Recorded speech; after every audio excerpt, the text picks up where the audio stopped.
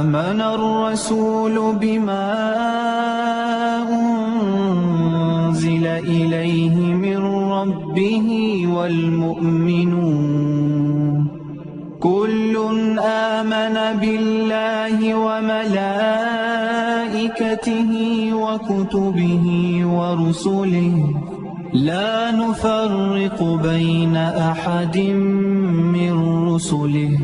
وقالوا سمعنا وأطعنا غفرانك ربنا وإليك المصير لا يكلف الله نفسا إلا وسعها لها ما كسبت وعليها ما اكتسبت ربنا لا تؤاخذنا